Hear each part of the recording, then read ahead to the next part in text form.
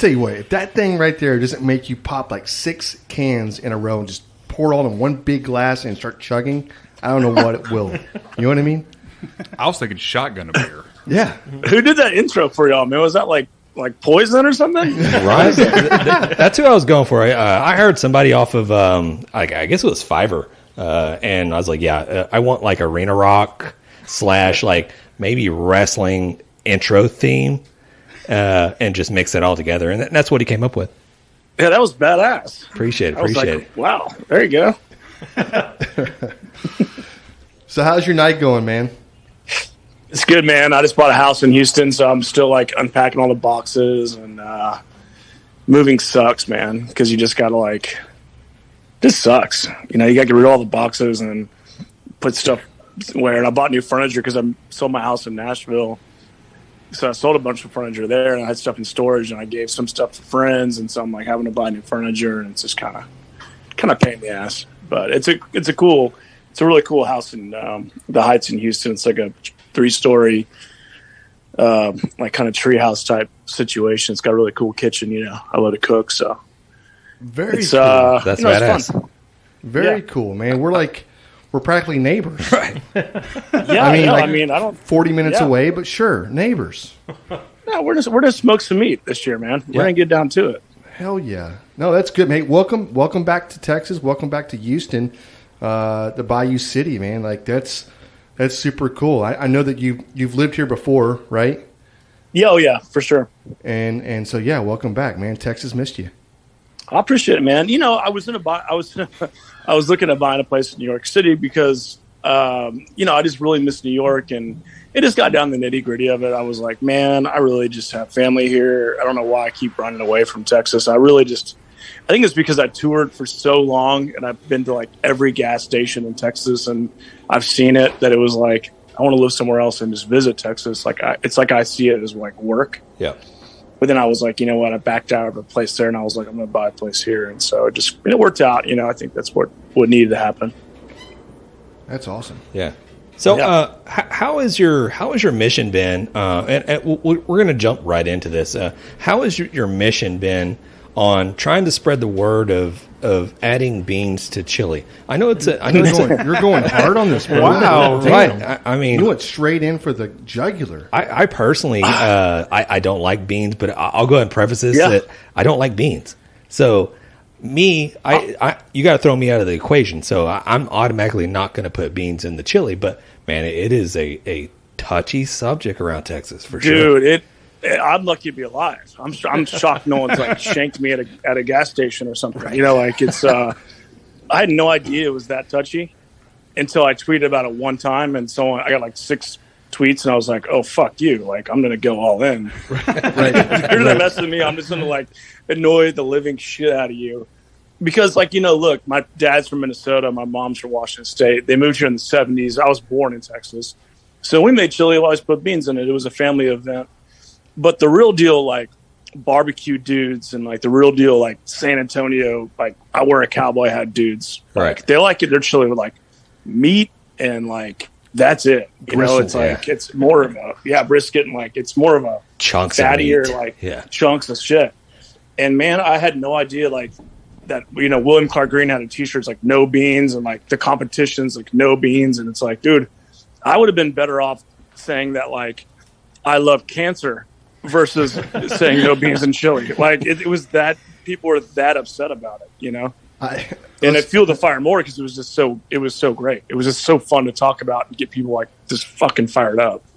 You know what, I'm man? saying the F word a lot. I'm sorry. I'm excited about that. Can I say the F word on the stage? You can say whatever you want to say. Yeah. No, Okay. that's fine. We're not even, it's like our kids listen to this thing. They're saying the F word tomorrow. Probably. So, Okay. Listen, I'm right there with you. I have always I've always put beans in my chili for years. I did. And then I heard this was like a thing, right? And I was like, okay, well, it's cool. So I make chili, and I'm like, hey, y'all want some chili? And they're like, does it have beans in it? I'm like, no beans in it. And it was, oh, this is great chili. But when I make it at home, I am always putting beans in it. I will not stop putting beans in it. You know what I mean? I like the flavor it adds. I like the hardiness of it. And it's something that I've always done since I was in my 20s, you know, whatever else. But haters will hate. So, but I'm on the Ritual Tool bean and chili train. So there it is. I guess some people see it as like, it's so funny. I think that people are just seeing it from a different point of view. I see chili as like a soup because it feeds like 8 people. So if people come over, you got crackers, you put some cheese in there, you add the beans, for the fiber, and it's just because there's just meat and like it's kind of greasy. The beans kind of like take out the grease and soak up some of the flavor, So like to me, I don't get it. I don't know why you wouldn't add it on there, but I totally get it. I think people just see it as like, if you grew up with it, chili's like a memory food. So if you grew up eating chili without beans, you're so insulted when someone, has chili and beans because that's something you grew up with. You're attached to that memory. And I think that's where it comes from. People are just like, I grew up like this. My grandfather made it this way. How dare you insult his legacy? It's like, dude, Yeah. I don't even know your I grandfather. grew up with it too. Like, Right. It sounds so petty arguing about this, but like to me, it's just one of those things like you could put beans in it, just call it chili with beans. Because you know what I mean? Like, or, you're going to go to a hot dog and get some chili on top. If there was a bunch of beans and that chili on top of my hot dog, I'd be like, delicious. What are you doing? Delicious. That is actually weird. I would not want chili with beans on a hot dog. I think the hot dog chili is like good by itself. I don't want the beans. And, I think the beans and the chili thing is more of like when you have a big gathering and you get a bowl. So I don't know. It's like, it's a weird thing. It's like such a weird thing. I want beans in all my chili, even on my hot dog. Yeah. Okay. There you go. Whatever. It don't even matter. And there's psychopaths like you. And I'm from Texas, Exactly. so I'm team beans. Yeah. I love it. Team beans. There we go. Sign one more up. Have you experienced the Cincinnati chili? I have. Yeah, I was in Cincinnati 3 months ago. During COVID, I just kind of like, I haven't been doing anything because I haven't been touring. And so I drove to Cincinnati from Houston and back. I bought a new car, and I was like, I want to get out there and just like hit the highway and have some fun, man. And so I went to like 2 Reds games. So I went to the Skyline Chili and had the 5-star or whatever chili, the pasta with and they have beans in their chili there. And it did work on that pasta. I mean, it really did. It tasted pretty good. It was way too much cheese. They give you like literally like 6 inches of cheese, and you're like, dude. Oh wow! I don't think I went to the bathroom until I got back to Houston. Like it was just so much cheese. Yeah. So I mean, for the people that are listening, like Cincinnati chili is like you basically get chili on top of noodles. Yeah, it looked like spaghetti. Right. And it's topped off with cheese, and like you're just eating regular. So much cheese. Yeah. It's like spaghetti, though, right? It's like chili spaghetti. It's like chili spaghetti. Yeah, I would say it's like chili spaghetti. I mean, there's like no flavor really in the chili. Like you're really just tasting the cheese and the noodles, and you're like, oh, there's chili in here, and there's some beans in there. Yeah, it's almost like Texas is the only state that like flavors their stuff. You know what I mean? Like, you go anywhere else, you're like, what is this? There's no flavor in this. Like, come on. No, I know exactly what you mean. I went to I was in Minneapolis, and I went to a place and I ordered. It was like a chicken fried steak and gravy. I was like, dude, you're speaking my language. Let's do this.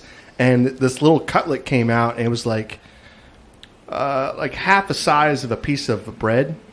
And right. And I was looking. I was like, so, is this it, or is this like a starter, or like how do you like appetizer? Are you like this is a warm up? Yeah. You just like looking at it, and then there was the gravy was not poured on it. It was on the side, which I'm okay with. That's fine. And potatoes, and I'm looking at them, and I go to like cut into it, and there's like an inch worth of breading all the way around. I'm like, the meat, it may have been like a quarter of the size of the loaf, the slice of bread. There was no meat. I was like, this is not. People are eating this. This is a real thing. No, that's weird. Mom, like I said, my family's from Minnesota, so I cooked for my cousins like a couple years ago, and I added one small little jalapeno like in the dish I made. You would have thought like we entered a fire eating contest. People were like, dude, what is this? This is like you're like drinking water and they're sweating. And I was like, dude, I can't even taste the jalapeno in this dish. Right. Are you sure you're getting what I'm getting? Yeah. So yeah, they're just they like their stuff bland up there, man. I mean, the Midwest, and they like it bland. You know, it's not like anywhere else. No. So There's a little thing called seasoning. Seasoning. Right. Yeah. You got to use it. There's no G in there. Yeah, It's seasoning. Yeah. I it's funny you say that. I've traveled a lot, and by no means I've not traveled like you traveled or anything like that. But in the United States, John has traveled probably. He works for one of the airlines, so he travels a lot as well. But you're exactly right on different flavors like Southern California. You get flavor there. You get, and we're talking about this earlier.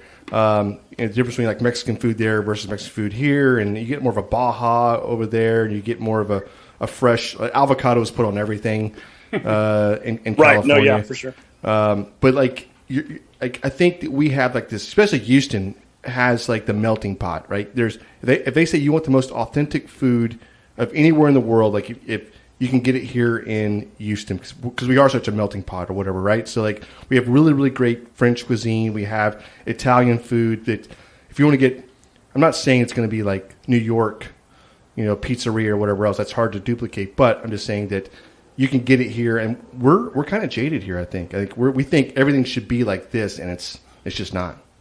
I know you've had the best here. I totally agree. I mean, one selling point of me coming back to Houston was the food. I mean, you can go down Westheimer, and it's pretty much there. Has Chinatown. There's Little Vietnam. There's the African, Ethiopian food. Houston. I mean, and there's so much flavor to it. And you got to be careful in Houston. Like you go to a Thai restaurant or Indian restaurant, and you're like, "Hey, I want it spicy." They'll mess you up. Like it ain't the Thai food that you're getting in Kansas City, man. It's like some real deal stuff. That'll mess you up for days. For days, yeah. So what's so you moved to Houston? You're here. So what's been going on with you, man? Man, not much. I took some time off the road like 7-8 months ago. We're trying to go back. And I was just so frustrated and mad. And, my anxiety was so high because I had to sell my house in Nashville. It was COVID. We weren't touring. I was not making money, so I'm just blowing through my savings. And it was to a point where I was used to a lifestyle where I was always on tour and always having fun and always making money, to a point where I was like just bleeding money, had to let go of my band, started heavily drinking, So, I quit kind of boozing. I go back and forth. I have like wine with dinner and stuff. I didn't go totally sober. But I was just working on my anxiety and just working on like just becoming to be able to handle the stress. Yeah. And that was the hardest thing that I ever had to face because I never had to face that. I never had mental health issues at all until COVID hit. It's like you never know when that's going to hit you, or anxiety is just going to blindside you because, it's like I lost my job. And that's all I've done for 15 years was go out and play 150 shows a year and get up and sing. And, a year of just blowing through your savings, you're used to a lifestyle, stuck inside, like it kind of messes you up a little bit. And It was embarrassing. I had to like make an announcement and say, hey, look, I'm taking some time off. I'm having a lot of anxiety issues. Like it wasn't easy as a grown man because like, we're men, we drink beer. We're like smoking meats. It's like, but when you have to go and, be a little girl, I hate saying that, but you have to go in front of everyone with your, with your hand, like holding your mom's hand going, I have anxiety. I'm scared. That's tough on guys. And it was tough for me to do, but now it's been so great because I've been able to help so many others. I had no idea that people struggled with mental health so much. And I'd be like, yeah, guys, I didn't sleep for like 4 or 5 days. I can tell you how to relax. I can teach you how to, not have anxiety and learning about it. And I still have like panic attacks a little bit, and I still have to watch my alcohol intake because, it really can get to you. You can become an alcoholic pretty quick when you have mental health because, it's like, at the end of the day, I was like, well, my anxiety goes away if I just drink 2 bottles of wine. So I'll just do that. And then after 2 weeks of that, you're like, wait a second, man, you're in the weeds, bro. Yeah. So it was tough. It was one of the hardest like lessons I had to learn was this past year of diving into like who I want to be. And if something like this happened again, figuring out how to make other money, figuring out how to like live a lifestyle. If touring didn't exist, if the world changed, Sure. So sure. Yeah. I cannot tell you it's very courageous and badass for you to even say it, out loud and it's something that I think a lot of people, in myself included, that, to be honest with you, I didn't even know anxiety was. I heard the term. I knew people. I could see people that said, "Oh, I have anxiety," and I would just like look at them like, "Oh, okay, I guess that hope that works out for you," And it's this kind of thing you think, but when we start going through it, and you're like, "Holy shit!" Like it's hard to breathe. It's hard to like in the stress compounds, and that doesn't help or anything else. And yeah, man, that's That's super badass. Like, I think a lot of people struggle with it and they don't even know what it is. They're like, there's something going on, but I'm going to fuel it with this or fuel it with that or feed it, I guess you'd say, whatever. But no, you hit the nail on the head, man. It's one of those deals like where you like Jan was saying, you don't really realize, okay, anxiety, I hear it. I hear that term everywhere. And it really doesn't hit home to you until it either affects you or it affects like a loved one. And me personally, I mean, I probably have anxiety, and I've probably used alcohol or I've probably used whatever to cope and just like, okay, marijuana helps. We all have. I mean, we all have taken that shot of liquor before we go on a date because we're having anxiety about meeting the girl for the first time. I mean, that's we all have. Yeah. And I got to, I mean, living firsthand, my daughter, I mean, she suffers with anxiety and she has little panic attacks at any point in time. So it's something for me that I've kind of learned, like, okay, well, this is like a normal thing, right? This is something that everybody has. And honestly, it's refreshing when you see someone like yourself and other people come out and go, hey, you know what? It happens. It's okay. Especially as men, like, hey, it's okay to have anxiety. It's okay to have like mental health issues, and it's okay to go see a therapist, or it's okay to go seek help and get help for it. It's not a big deal whatsoever. I mean, it is a big deal, but it's not a big deal to get help. Well, in Argentina, like, everyone's forced to see a therapist. So by the government, it's like you have to see a therapist. It's required by law. They're the only country that does that because they just know that everyone needs help. It was kind of like, the way I put it was, and I've had a lot of anxiety before. One thing I will say is I've always had anxiety when I played music because I had stage fright. I suffered from major stage fright. No one knew that. I never told anybody that.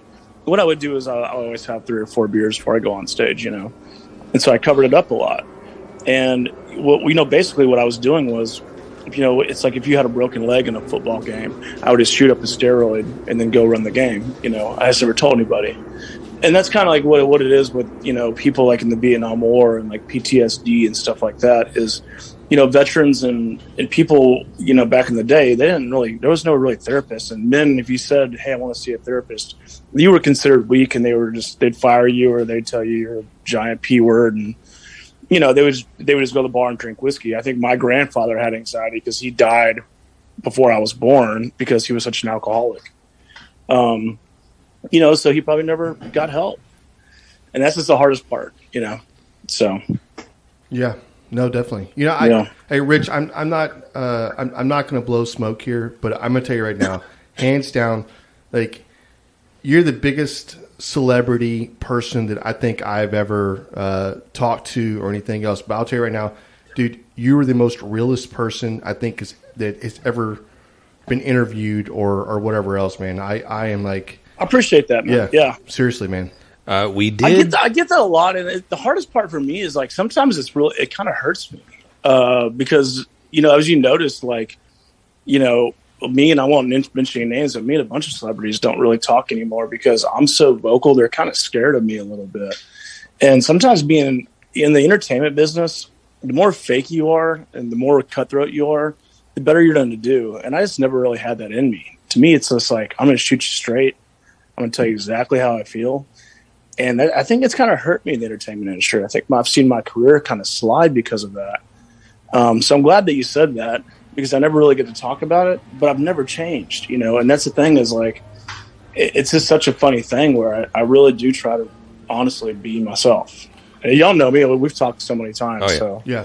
Well, I appreciate that, man. It goes a long way. Yeah. I mean, it's an honesty, right? It's just like, it's not, I'm this person. I'm this person, or it's what you see is what you get. Like it's a real talk from a real person that, hey, listen, we all like barbecue.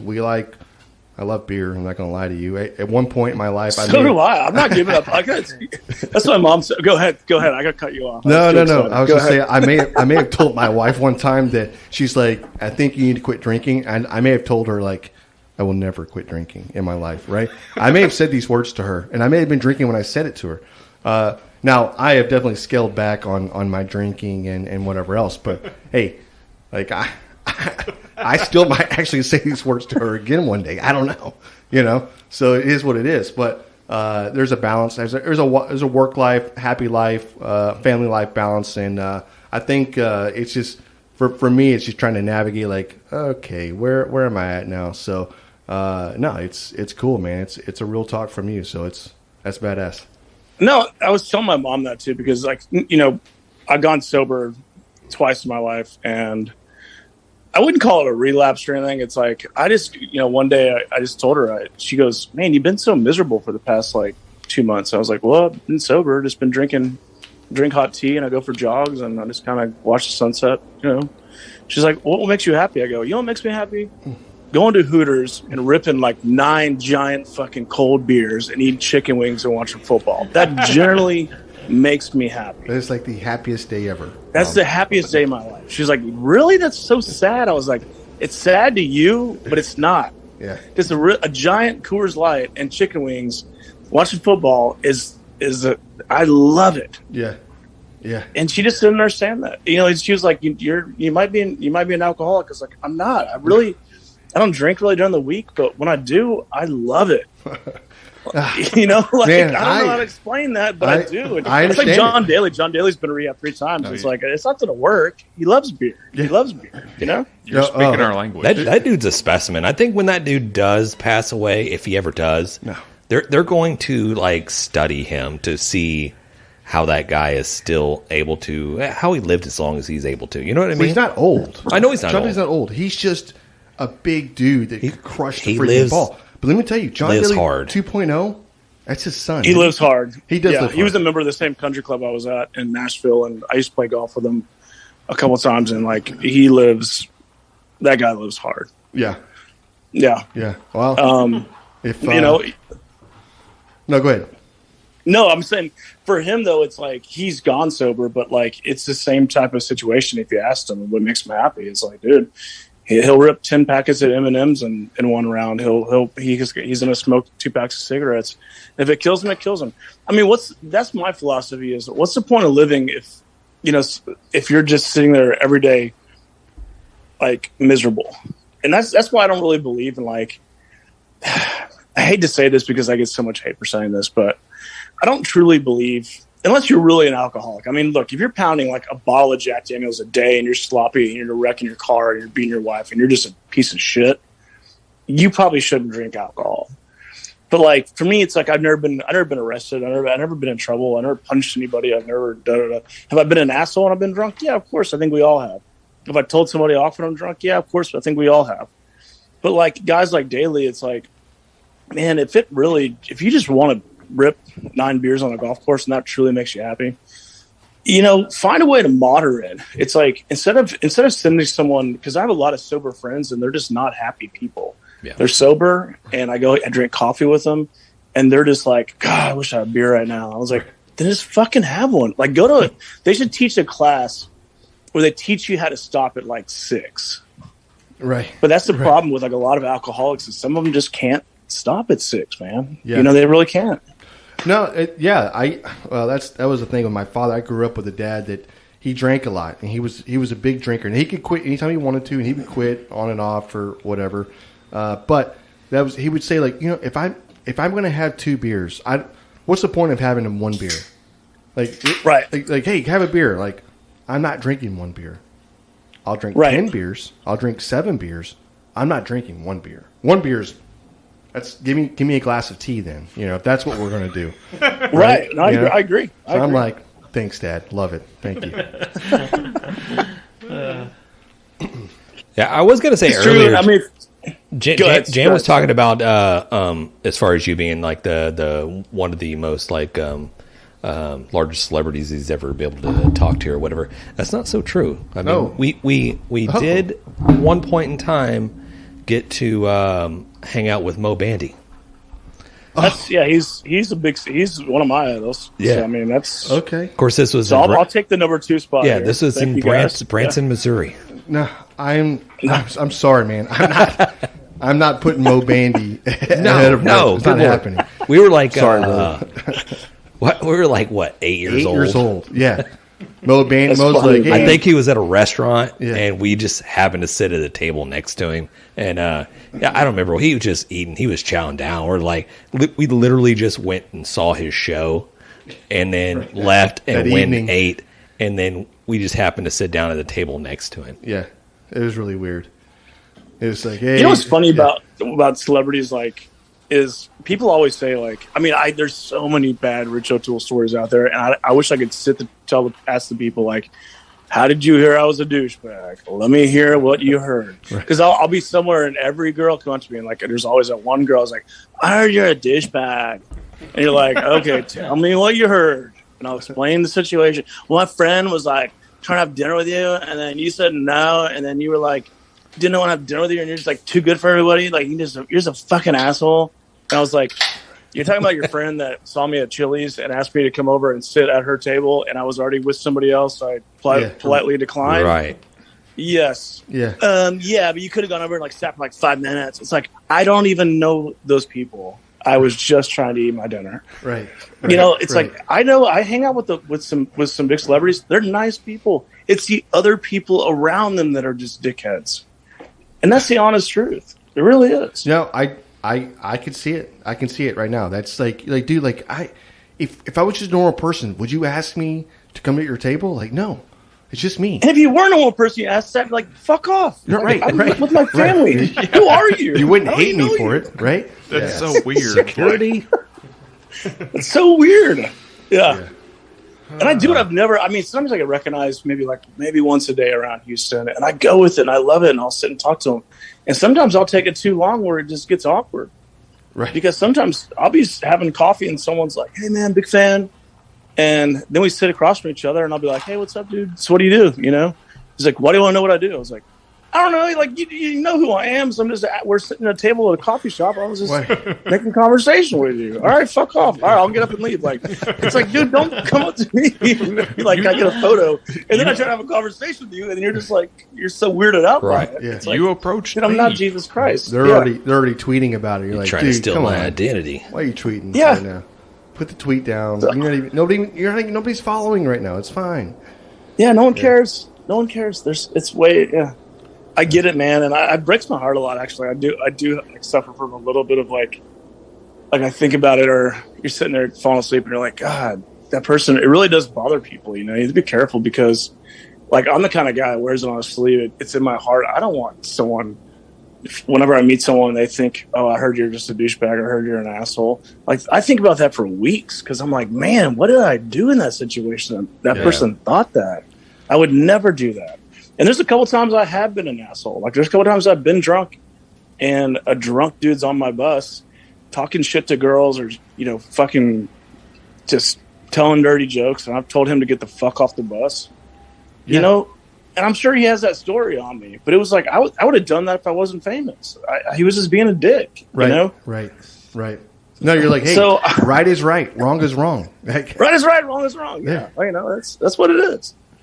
So I get it, man. I totally get it. And I'm a super dick. My wife hates it. Like, if somebody's being an asshole in public, like, I call them out.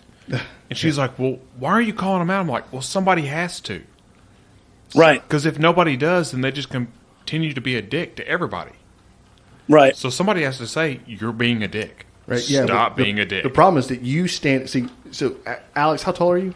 6'5". So Alex is 6'5". So when he says, hey, you're being a dick, people are like, oh, shit, okay, well, maybe I should not, you know, maybe I'll stop. I would do that if I was 5'2". I know. You say that because you've always been 6'5", Alex, so it's good for you. Hey, cheers. But yeah, if somebody's being an ass, awesome. You got to call them out for being an ass. So earlier, John had read off something, and I'm just going to ask this, man. And if I'm wrong, I'm wrong. All right. Yeah. Some of those things you say to somebody, like, what? Anything goes. Don't even worry about. If I'm wrong, I'm wrong. Right. You belong to Mensa? I am. Yeah. Actually, what happened? The story on that was.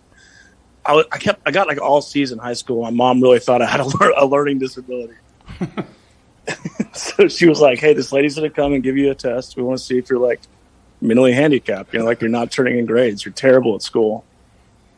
And So I got done with the test. It was an IQ test, and the lady's like, "Dude, this is one of the highest IQs I've ever seen." And then they applied me for Mensa. I got my Mensa card. There it is. There it is. So it's not something I lead with. I think it's on my Wikipedia page just because the record label thought it was like, hey, look, people need to know that, they're working with a big brain dude, but smart guy. It's intimidating though.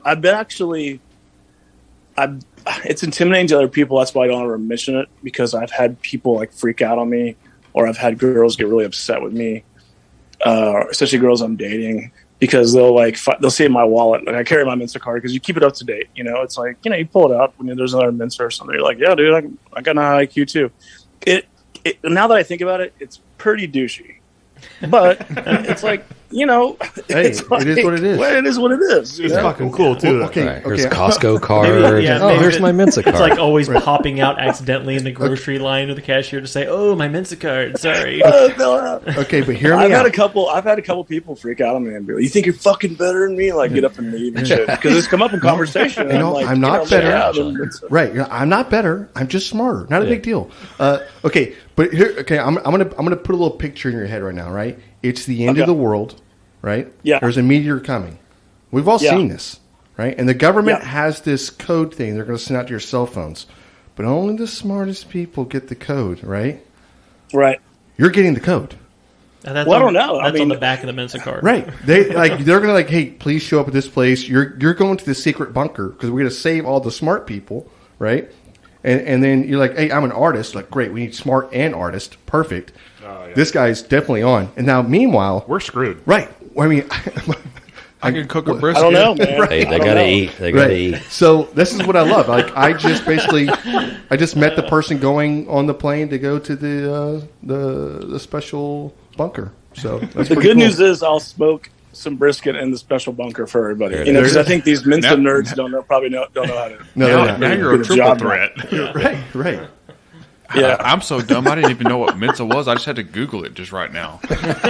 Jesus Christ! It's not. Our generation is not. No one even knows what it is. Our parents' generation, it was a big deal. But when people like our age, they don't even know what the hell that is. No. Yeah.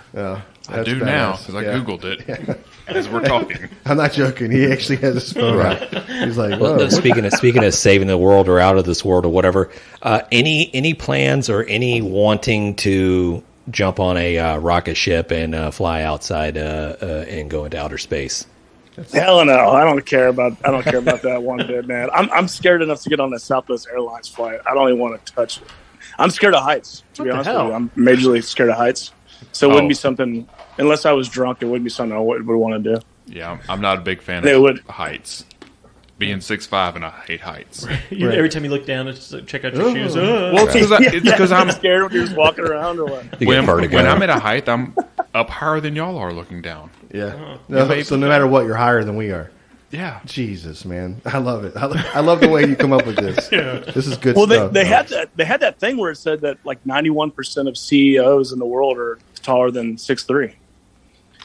I think. What the hell's your problem, Alex? Yeah. Why aren't you a CEO? I didn't even know what Mensa was. Yeah. All right. Okay, well. So. Yeah, well. So ironically, there was the guy that flew with... was it William Shatner? William Shatner, the guy that flew with William Shatner when he actually went and did the whole space thing where he floated and whatever. Final right? Frontier and all that good stuff. Yeah, he is a billionaire, right, or whatever. He was a rich dude. It was a rich dude. Bezos? No, Jeff Bezos? No. But he was the guy that flew with William Shatner, and I guess it was Bezos. Yeah, he went up on I guess Bezos' rocket, and it was some rich. Dude, but he came back down, and literally a month later, he gets in a plane and flies around, and it crashes, and he dies. I'm like, dude, no, really? The guy that was on that thing died? Yeah, that's shitty. He used up all of his 9 lives on that one flight. Yeah, that's weird, man. That's awful. That's crazy. Did you see Michael Strahan's fixing to go in space? Dude. Ooh, who's paying for that? It's expensive. I don't know why these guys even do it. I don't know. Like, I don't know if they're just using his name to go in space but yeah, he's been training to go up there. Really? It's kind of, it's so expensive that it's kind of an asshole thing when you think about it, because it's like, All right, 4 dudes went up there for what 30 seconds, and it was like $3 billion. And it's like, dude, there's that money could have been spent to like rebuild schools in Africa and like help Section 8 housing in Houston. Like, come on, man. There's bigger shit to worry about. It's all of that, right? And then you start like breaking it down. You're like, what about the greenhouse gas that you're always worried about? Like, you know how much greenhouse gas it takes to put you into space, man? Like, I don't.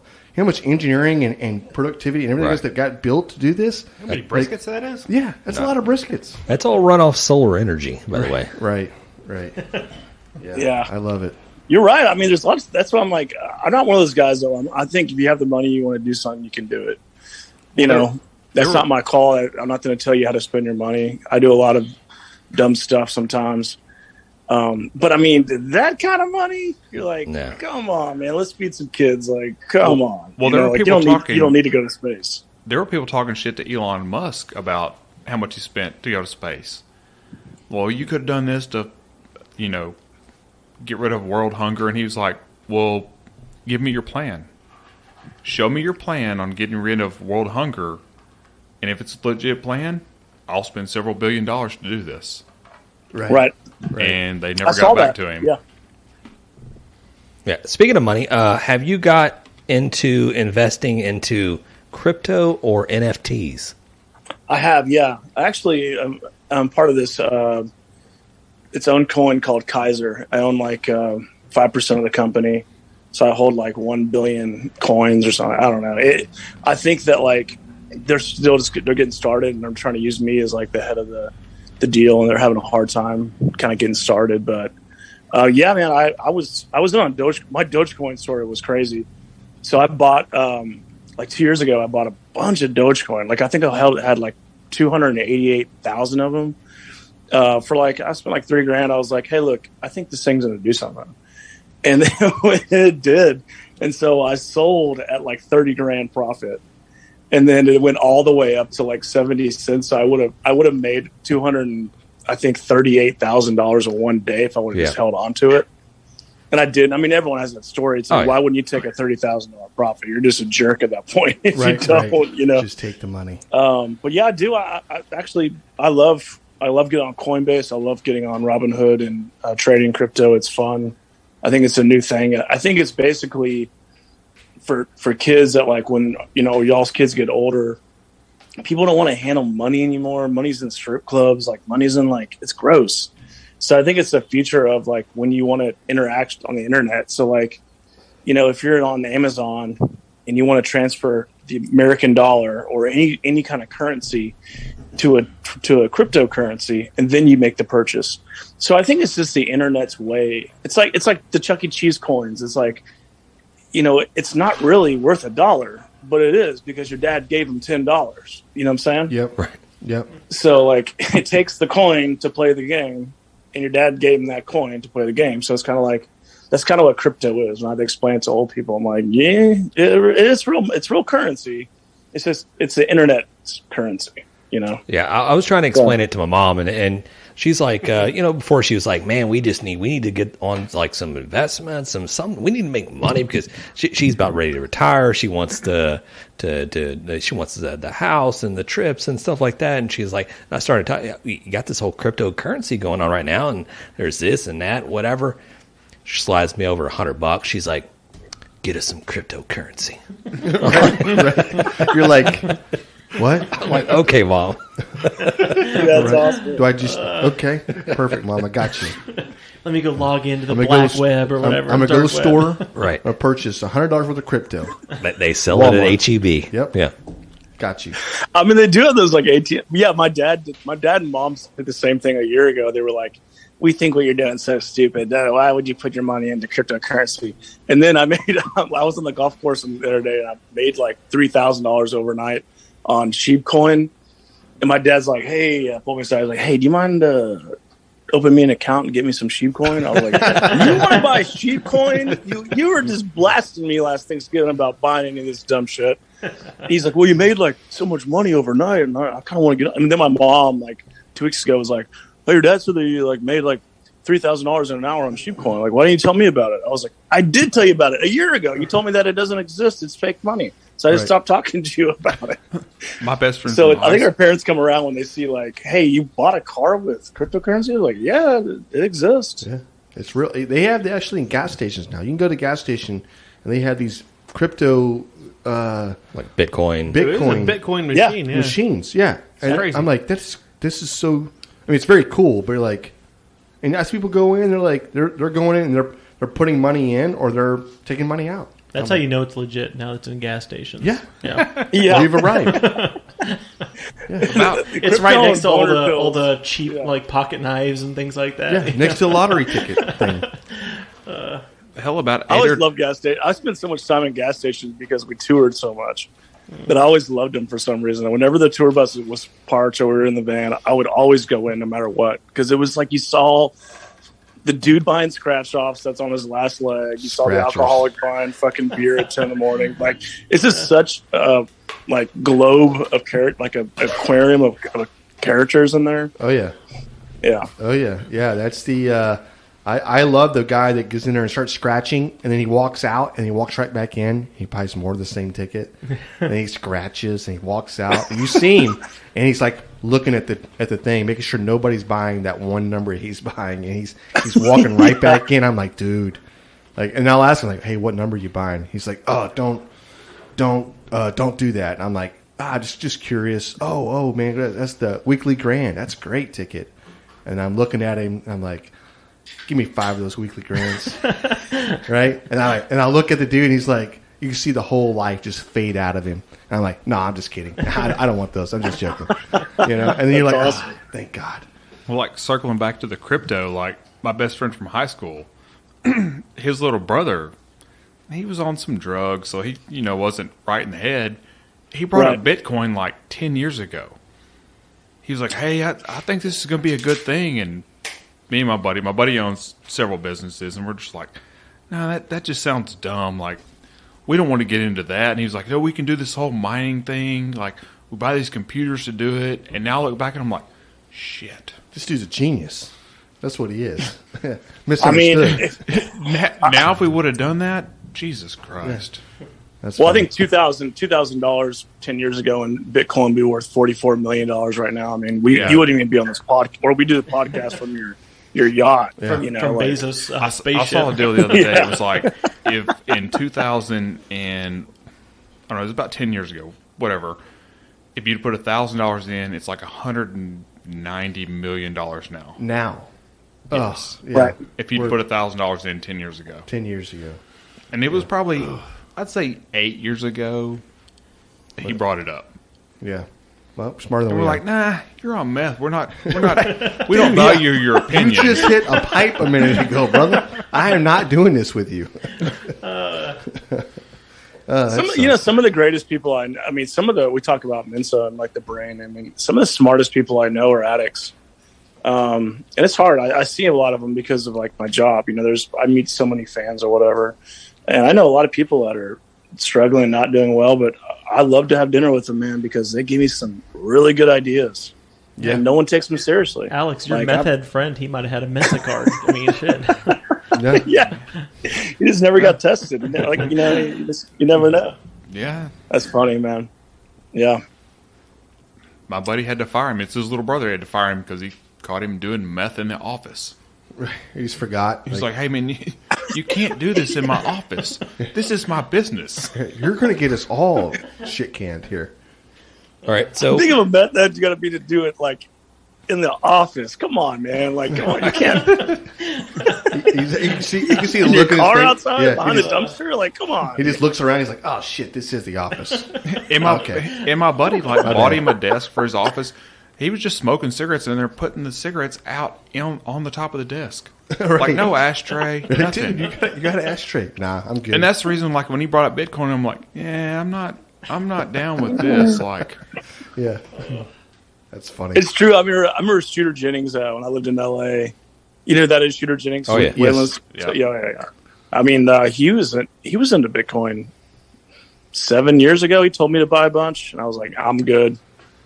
I don't even know what that is, man. I don't even know where to buy it. And that's the thing is, back in the day, you really didn't know where to buy it. There wasn't like an app. People just had it. People had their Bitcoin stored on like a hard drive. So it wasn't like even if they told you to do it, you didn't really know how to do it.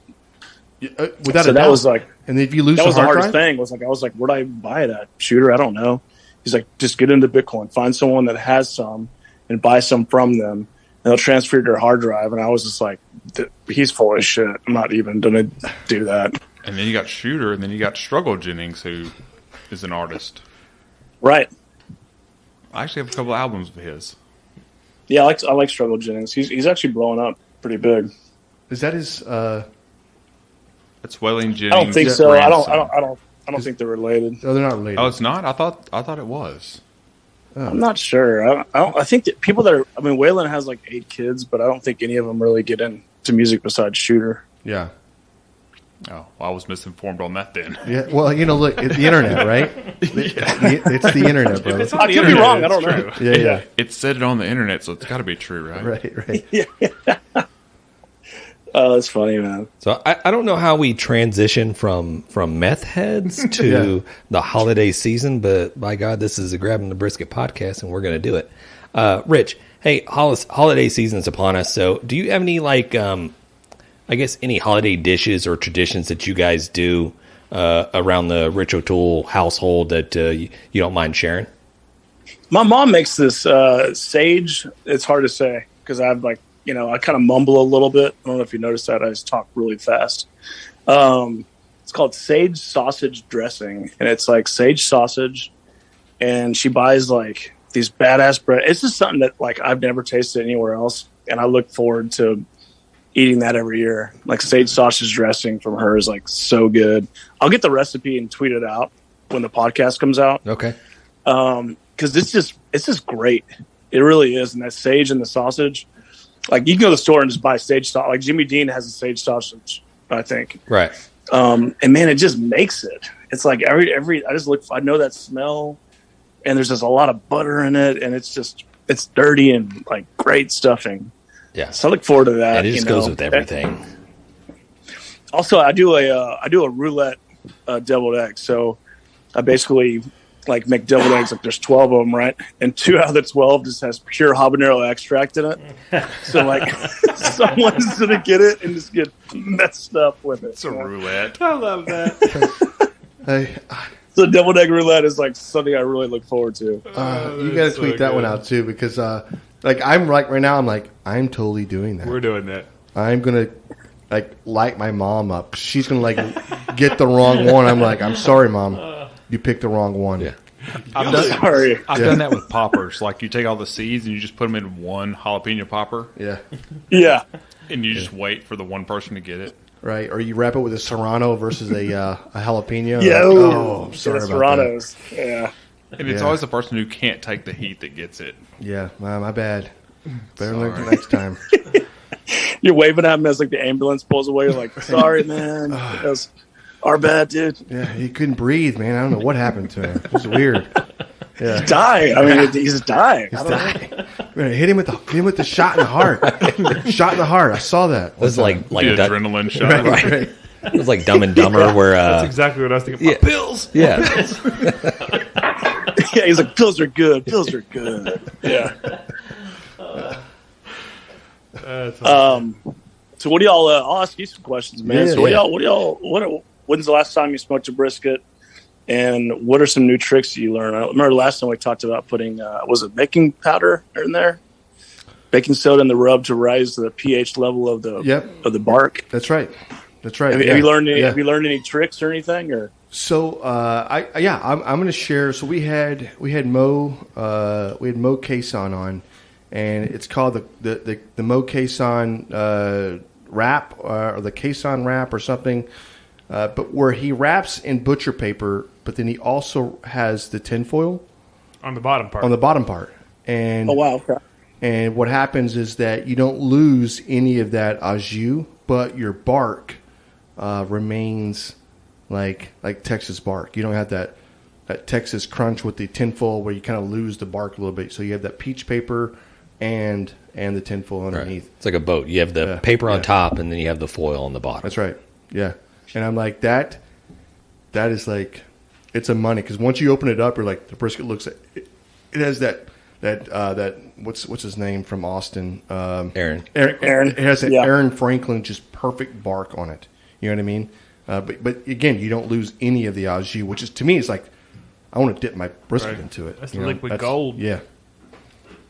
Yeah, I noticed that too. Like, I'm a connoisseur. I mean, I'm always trying out barbecue everywhere, and I'm like, someone will brag about their bark, and I'm like, bark's great, man, but this brisket's dry as hell. Yeah, like you got to have both. You got to have both working. You got to, yeah. Like I spent like 22 hours making this bark here, but you're like, the rest of the brisket is shit. It's just dry. Yeah, shit. Yeah. Yeah, we definitely you bought the Ferrari that. kit over the Honda. You're like, I know it looks like a Ferrari. The Ferrari kit on the Fiat. Yeah. Yeah. Or not Fiat, Pontiac Fiero. Fiero Is what they use for the body kits. Yeah. Is that what it was? Yeah, the Fieros. No, that's good, man. Yeah, it's. I'm trying to think. What else? What's a good little? Well, we've seen some that are. It's more kind of like we've tried to kind of debunk. Like, there's a lot of stuff floating around to where you smother the brisket in beef tallow, and that's supposed to help flavor the brisket, and it's supposed to help keep it moist and tender. And I think we kind of debunked that as well. Well, it's like flavoring your bacon with bacon because bacon just already tastes like bacon, Right. So Right. doesn't make sense. like to me. they'll wrap the brisket and just throw more beef fat on top of the brisket when they wrap it. Yeah, which is weird. Yeah. Because it already has. And like I could see like if you were doing like let's say you were doing chicken, and you wanted to make it like you want a spicier More chicken, chicken-y. right? More Yeah. like whatever. Like, hey, I'll throw some beef tallow on some chicken, right? Or duck fat on something, right? That to me would be like, okay, you're changing the thing. But if you're using the same animal with the same fat that it already has in it, like I don't know if you're doing anything at that point. Am I crazy? No, the more I cook in my kitchen, the less I leave things just the way they should taste. Like, I've used less and less stuff. You know, like you can tell by like an amateur cook when they're adding all this shit to it. You're like, dude, it's supposed to taste like asparagus. You just add a little bit of olive oil, a little bit of salt. Like, you chill. Right. Let it taste the way it's supposed to taste. If you're putting 30 ingredients on it, you don't like asparagus. No, you're something basically just dump seasoning in your hand and lick it out of your hand. That's what, That's what you want. Yeah. Right. That you want to taste like that. Just bypass the asparagus, brother. Just go straight to the source. That's funny. Yeah, I noticed that too. I noticed that with barbecue restaurants too. It pisses me off when they use too much salt on their brisket. Because it's like, look, I already have high blood pressure, man. Like, I don't need to like stroke out in your restaurant. And I get it. The more salt you add to fat, it's going to taste better. But it's also like, sometimes it like, you get that bite of brisket and you're like, ooh, this tastes good, but you can tell it's too salty. Yeah. And it kind of numbs your cheeks a little bit. And you're like, come on, man. You didn't need to put that much salt on it. Have you tried the Danos? There's Danos Seasoning, and they're a low sodium rub, but the people that like they pile the seasoning on, right? Because it does have a low sodium. Everybody like once you get into it, like they have it's almost like a cult following. There's not a whole lot of rubs out there that do a low sodium base, but he kicks the flavors up. He's got a crazy bunch of flavors that he does and whatever else. But I've seen even his steak seasonings. Like, and you see people adding seasoning, you're like, oh my god, that's way too much seasoning on there. But you have to remember the salt is not in there, so it just you're getting the other seasonings in there. I don't know. It works. It works for him. Like I think that's great. I think like that's why when I look in the back of the ingredients and see how much sodium is in a rub or seasoning, because I'm like, this is just too much. But the rubs that don't have that much sodium, and like you're tasting the paprika, you're tasting the onion powder, it's like you can put as much as you want on there because it's not affecting your body. It's actually good for you. Yep. Yeah. So, the low sodium Danos, I think it's the green label one. Yeah. Hey, listen, they came up with the spicy, and they just dropped a new. This is, I guess, a plug or commercial for Danos, but they just dropped a new Chipotle Hot, which is we haven't tried it yet, but it's supposed to be pretty good. Yeah, they're. I never looked at this until about a month and a half. I guess it was October.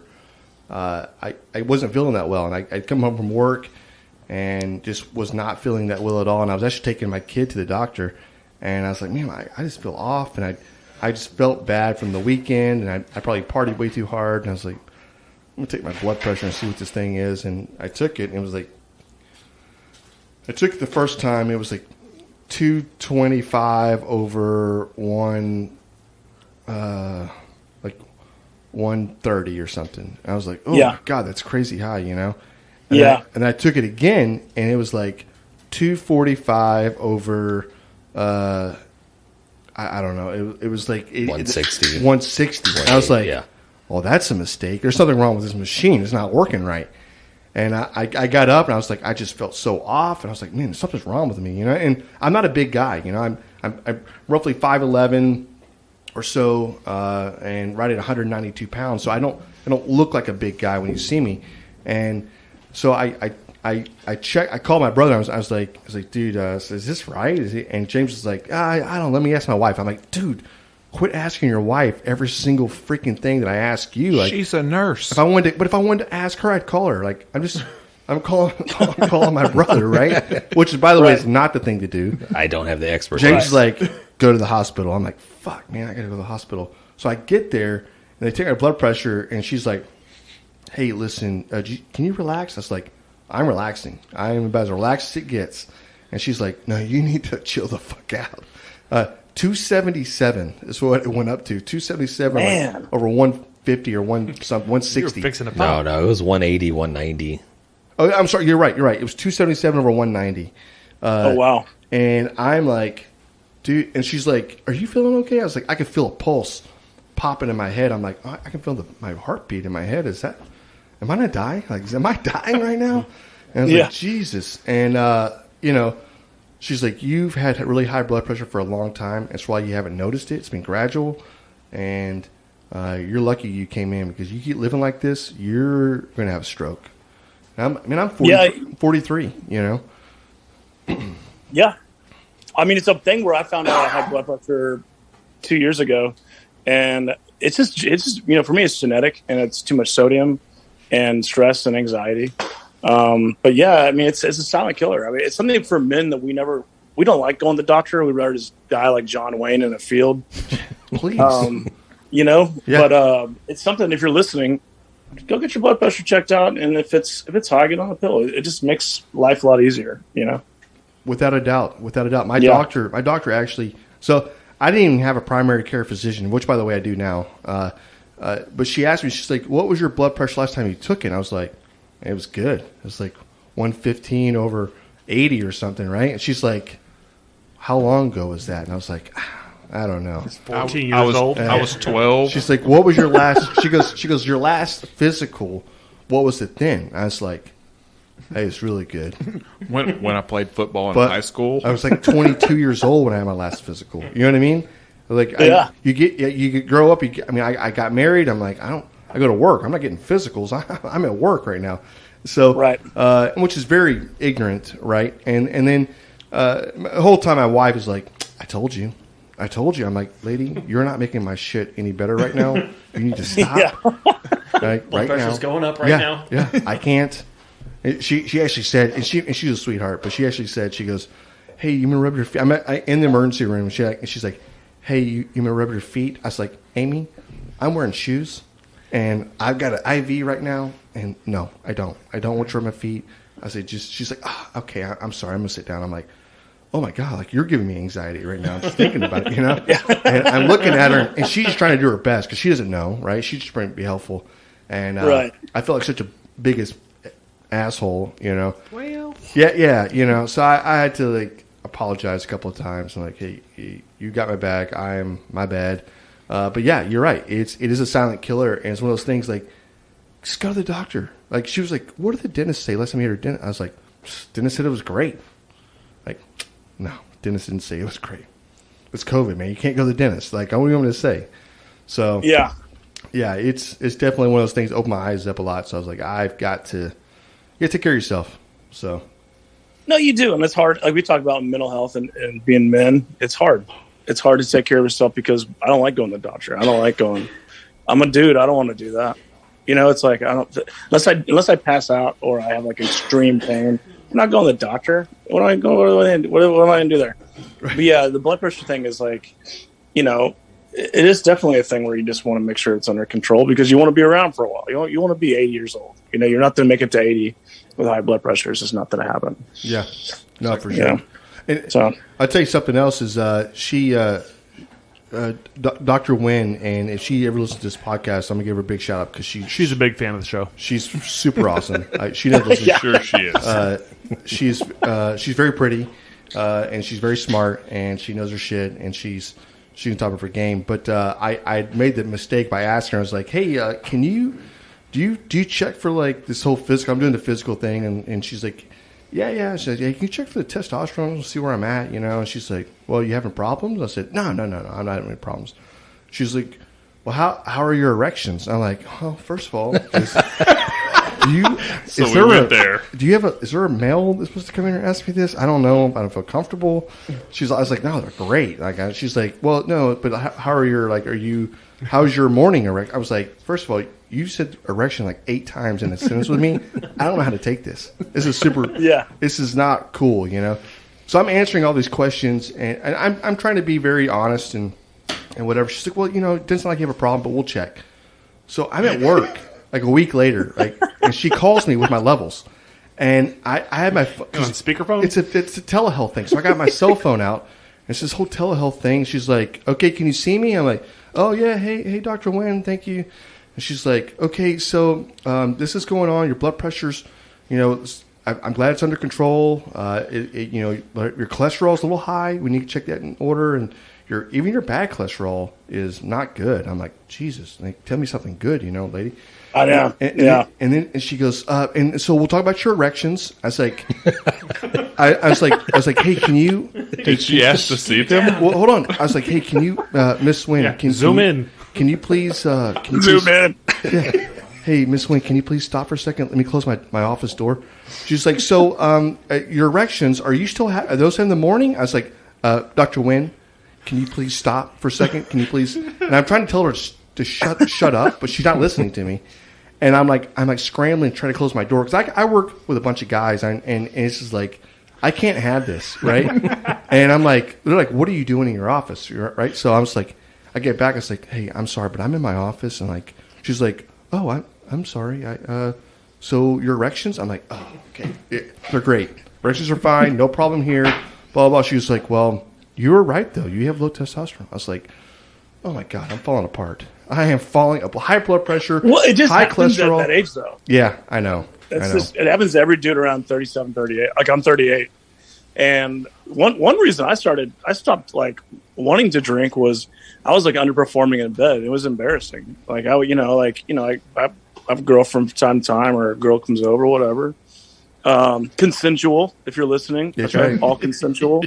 Not trying to get canceled. Right. And sometimes it was like hard to get it up. And it was because I was drinking too much. And then my testosterone was low. And I was like, fuck this. And the moment I stopped, I went sober for like 2 weeks, it was just like BonerMachine.com. Strong like bull.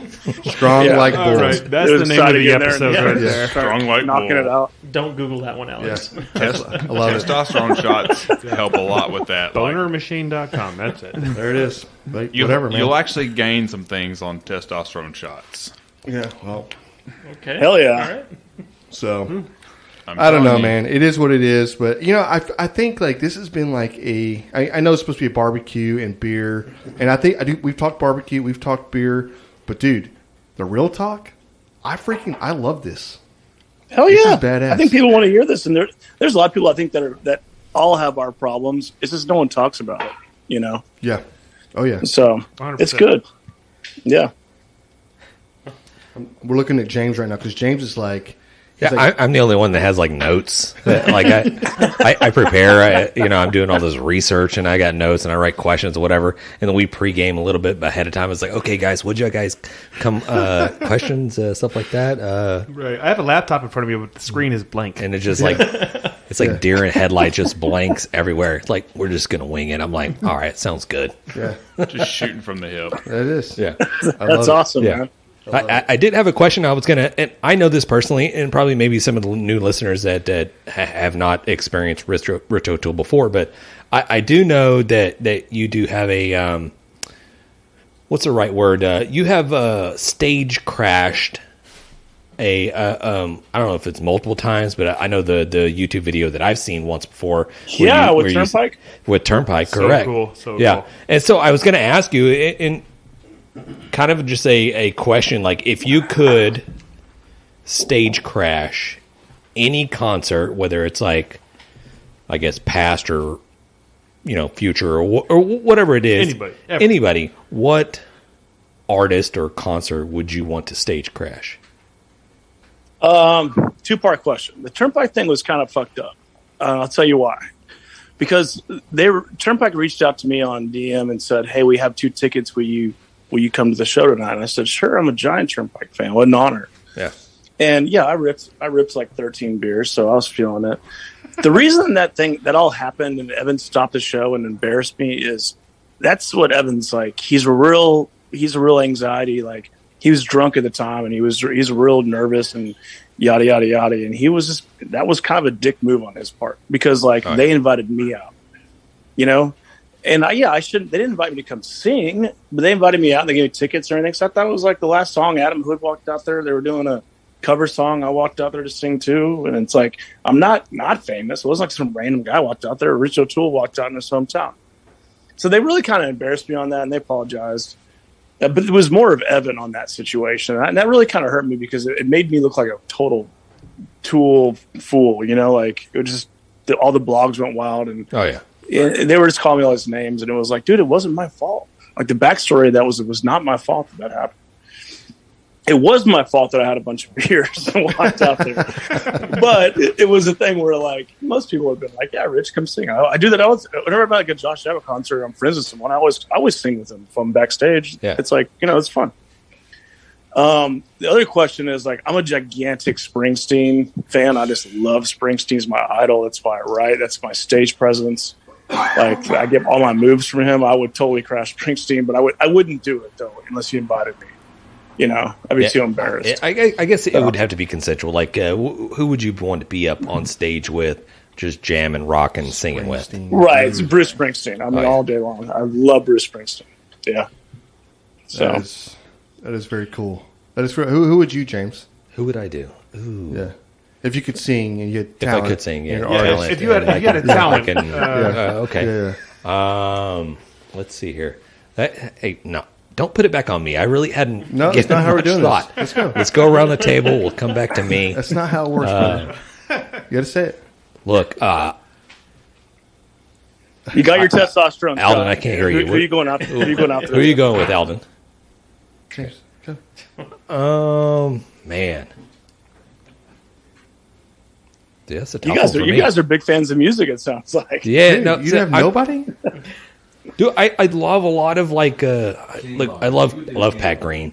Pat Green would be for me as like going to school at Tarleton State University and just seeing the Robert Earl Keens and the Pat Greens and Rich O'Toole's and everybody. I love all those people and those genres.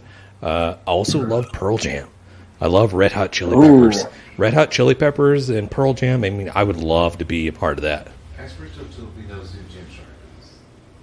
Alden's asking, do you know who Jim Sharp is? Oh, yeah. He says, oh, yeah. Love Jim Sharp. Did y'all work with Jim or something? He's a big Aggie booster. Yeah, he is a big Aggie. No, we've not had him on or anything. We can go back to old Tarleton State days and stories, parties and stuff like that. There was a bunch of guys that were pretty big in Tarleton State University and kicking around that just the rodeo days. I mean, the Cowboys they were bigger than life, like on campus and at parties and stuff like that. He was kind of a little bit of a jerk to me, but maybe he was a little. I'm trying to think of the right Jim Sharp. What Jim Sharp are you talking? I'm trying to think. Cowboy, like Roper. Okay, I don't know that. I don't know that Jim Sharp. I'm thinking of Jim Sharp, the A&M booster. It's two different guys. No, two different guys. So I don't know that. I don't know that Jim Sharp. Yeah. I don't know either one of them. Right. Yeah. Well, there it is. What about Sonny Lefford, the guy that sang that song? I don't know. Who's that? Sonny Lefford. Sonny Lefford? We got a guy. Yeah. Sonny Ledford? Ledford. I like Sonny Ledford. Yeah, he was on a label with me back in the day. He's like a. Where's he from? I like Sonny Ledford actually. Yeah, I don't know where he's from. Alden is sitting in the back here. He just calling out. Yeah, I don't. I think he had a Jim Sharp song. I think that's what he's referring to. Okay. Yeah. That's awesome, man. Did you? So y'all went to Tarleton or? Me and Jan had a brief stint there. Yep. I went to a lot of parties. Matt, A lot of parties. There was a lot of fun to be had there. Matt was North Texas. Mm-hmm. Is that correct? Yeah, UNT. UNT. Yep. I love Stephenville, man. When I first started, I was really hanging out in the Stephenville quite a bit with the cowboy community. Crashing on couches when I couldn't afford to pay rent. So like me and Tuff Hedeman became friends, and a lot of the bull riders. So Stephenville has like a big place in my heart. I love that. Yeah, and that school is great, man. That school parties. I mean, that's a lot of fun in that town. It was a great place, and I remember City Limits. That was a little bar we used to go to. Hell yeah, I played City Limits 1,000 times. Yeah. Definitely. I remember Jewel rolled through there once. I guess Jewel played. Yeah, Jewel was. Well, Jewel was living in Stephenville for she was 2 years because I went to Jewel's house and had dinner with her and Ty Murray. Yep. Oh wow. Yeah, Ty Murray. So she was living there. I don't think she liked it. She actually got in a car wreck there when she was pregnant in Stephenville. Oh wow. Just going to the grocery store. I remember that. It was scary because I got a call from one of my buddies and was like, "Dude, Jewel just got hit." I was like, "Damn." Oh wow. Wow. So, yeah. Weird. Not the weirdest, but like we had Tone Loc played Stephenville. Yeah. And then also we had Vanilla Ice. Vanilla Ice, yes.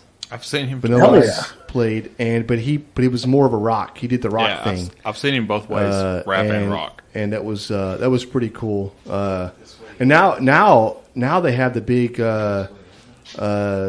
it's the Larry Joe Taylor. You got the Larry Joe Taylor Festival. I played that a bunch of times. Yeah, and man, that thing is like it's sick, man. Like it's Woodstock for Tarleton kids. I mean, it's crazy. Oh yeah, and it's growing. It's growing. I'm like, there's people from like I hear people from like down here like, hey, I'm going Larry. I'm like, are y'all know about that? Y'all do that? Yeah. I'm like, dude, you're like 48. You should not be going to this. Like, yeah, there are some creepy. Away. I mean, there's some creeps that go to that thing. Yeah. So, but hey, which I think one of those things like once and there is a difference between Texas music and just the mainstream country music that you see, and I think that like once you get into that Texas music genre, it all just like you can't help become a fan, right? It's one of those things that you're just like it's in your blood at that point. You follow them all. You're following everybody. And that's what I like now. You can't even search for it like on like Spotify really. Like, you can, but they'll not Spotify. What is it? Maybe Spotify. Pandora. Spotify, Pandora, whatever. It'll, like give you the red dirt road, whatever. I'm like, it is, but it's not. It's not what your whatever. So it's just cool, man. Have you ever done Green Hall? I have, yeah. We've headlined Green Hall, I think 3 times full band. We're trying, I've put a band back together yet. I think we want to do our debut, I think in the spring at Green Hall. So I'll keep you posted. Yeah, I'd love to have y'all. Let me know. I got some tickets. I'm a huge fan. Like, I'll purchase tickets, man. Listen, I am a huge fan. I would let me know because I will drive, make the trip. I'll make a week out of it. So I love that whole area. But man, that's like if I was ever going to be like a singer, which it was like growing up as a kid, I was like, I always wanted like, man, if I could just be freaking George Strait, that was the kid, like, you know what I mean? Like my mom. We all wanted to do that. Yeah. I could never sing, right? I sound like shit, and I can't remember the words to any freaking song. Like I'd be the worst singer in history, right? And that's awesome. It's a talent. But once you know it, here's the deal. Once you know it, you're like, well, that's off the bucket list. Not going to happen for me, But I used to practice. I'd practice singing like outside, like nobody could see, and I'm like, man, maybe I'm getting good. And then one time, especially when you got like I I was like, man, I'm gonna record myself. This is gonna be good. I recorded it, and then I played it back. I was like, oh my god, delete this right now. Never tell a soul this ever happened. Right? This is horrible. So yeah, man, that was me growing up. So and then once I went to the Green Hall for the first time, I was probably, I don't know, 18, 19 years old. That whole area, I was like, I'm in love. This is where I want to retire one day. Maybe, I don't know. Like just. Braunfels is amazing, you know. It is. So, I mean, Houston is great, and I hopefully one day I'll probably will migrate north, but it's not going to be past. Yeah, I get it. I mean, I just sold my house in Canyon Lake last year, so I lived out in Canyon Lake for about a year and a half. Oh wow! Then I turned it into a rental property. But it was I loved it out there. The hill country is just so beautiful. I used to feed deer and in my front yard, and I had a buck that was like an award-winning buck that I would feed Doritos every day. It's like it was crazy. So, man, well let's get together and smoke some meat soon, boys. Dude, sounds good to me, brother. We're ready. Cool. Well, that's all I got. If you got anything else for me, man, I had a blast. Thank you so much for having me on. I really appreciate it. 100%. Thank you so much for just even coming on and sharing so much. And I know we probably kept you probably later than what you wanted to be on. Not at all. No. I didn't. Yeah. Hey, Rich, can you man. share with the people where they can get a hold of you and where you're going to be in the next, I don't know, month or two when you're going to be touring? Yeah. I'm doing like 4 or 5 acoustic dates in January, so just go to richotoole.com for tour dates. Spotify, Apple Music, wherever you listen to music, my stuff's on there. So just type in Rich O'Toole. It's a goofy name, you can't forget it, and it'll pop up and start cranking it out. So enjoy. I've written 7 albums. I think they're pretty good. So if you're listening, dive into the first one and go all the way up to 2020. So. Absolutely. I love it. Hey, we definitely love it. And we appreciate you coming on to the Grabbing the Brisket show, Rich. And let's definitely get together and smoke a brisket. Let's do it. I'll DM y'all, man. We'll get together maybe after the holidays or something. It'll be fun. Oh yeah. Thanks, buddy. Yeah. Cool. Right. Hey, boys. I enjoyed it. All right. Take care. Peace. All right, see ya. Thanks, brother. Bye. All right. Hey, I mean, another killer interview with Rich. I mean, he's such a down home, like just cool dude to talk to. I mean, what else can you say? No, you can't say much, man. I mean, the dude just he is what he is, right? I don't know if that's I am what I am in life. He is what he is, and he is genuine. Definitely thankful for him. That's the coming key on. word, right? Genuine. Genuine. He's honest. He's not pulling any punches. I'm sure he's got like a million stories that he could sit there and just tell over and over. But he can't. Maybe he there's can't tell him maybe there's going to secrets. be a No, he's going to tell him. We're going to get him over here cooking a brisket, and we're going to get him 13 beers deep, and we're going to start recording. Either that or Rich O'Toole's going to come up with his own memoirs and just like I'm buying the first book. Rich O'Toole tales. I'll just buy the first book. Yeah. Hey, definitely blessed to have him on, and the dude is killer. His albums, John and I were talking earlier, and John's like, dude, there's not a week that goes by that I don't throw on one of his albums and just listen. I listen all the time. Yep. I mean, it's badass music. He even tweeted out to Rich. I think it was earlier today, maybe it was yesterday. I think Whiskey Riff, which is a online presence, they have their own playlist on Spotify, which is like a Texas country playlist. Yeah, they do. It has everything between. There's some Rich O'Toole on there, Turnpike, Flightline Cavalry. I mean, just everybody. Go check out that playlist. I mean, it's pretty badass. And he tweeted out, and he's like, "Oh, this is pretty badass." Yeah. All right. Yeah. I'll check it out. Well, hey, there it is. Hit him with the business. All right, guys, go slide over there. Check out Rich O'Toole's page. I think it's richotoole.com. That shows all the tour dates that he has. That shows all the merch that he has. I did see the only 2. This is kind of my bitch at the moment. The only 2 T-shirts that he had for sale were all no beans or beans and chili type T-shirts. Dude, I'm buying one. I'm going to wear one. One was like a chili and beans, but it was like a Netflix and chill type vibe. I love it. Oh, yeah. I'm all about that. I'm buying one. You want one, Alex? Yeah. Okay, we'll buy 2. Okay, hey Rich, come out with just a regular Rich O'Toole T-shirt. I mean, We're not doing I it. want to buy it. No. That's awesome. Yeah. Yeah, and then head over to the Grabbing a Brisket website, maybe? Correct. Yeah. Check out the website. Check out the. We get some recipes coming out. John is always on top of that. A new stew recipe. We have a new stew recipe. Stew? It's a soup, James. Yeah. Okay. Don't degrade what I'm doing. What is the difference between a soup and a stew? Listen, Stew is thicker. The thickness. Yeah. I think James. I think you need to stop right now. I'll Okay. sit back. We'll talk about this next week. Anyways, Okay. look for that to come out. Check out the swag shop. It's badass. And then check out all of our social media. Our TikTok is climbing. We're killing it. A lot of great how-to videos coming out. And then also what not to do. So we have those as well. Well, I think we also have a new a hotline, Matt. You want to tell them about that? We do have a new hotline, and if you go to our website, I think we have a link to the new hotline number, and you can leave us your win or your fail there, and we'll just air your voice on the podcast instead of having me read it off for everybody. Or any other questions you have, honestly. There it is. Yeah. Or if you want to send us free stuff, you can also go on there and leave a message about that. What's the number? Yeah, what is the number, Matt? Good question. It's on the website. It's on the website. We don't have that. GrabTheBrisket.com. Smoke on.